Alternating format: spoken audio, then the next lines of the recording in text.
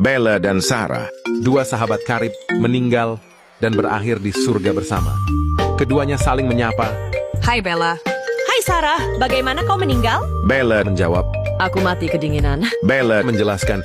Setelah gemetar kedinginan, aku mulai merasa lelah dan akhirnya mati dengan tenang.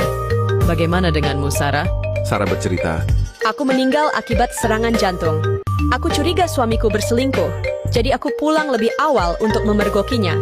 Tetapi malah menemukannya sendirian saat menonton TV. Bella bertanya. Apa yang terjadi selanjutnya, Sarah? Sarah menjawab. Aku berlari ke loteng, turun ke ruang bawah tanah, kemudian memeriksa setiap lemari dan di bawah tempat tidur. Aku berlari ke sana-sini hingga begitu lelah, sehingga akhirnya aku meninggal karena serangan jantung. Bella berkomentar. Sayangnya, kau tidak melihat di dalam kulkas.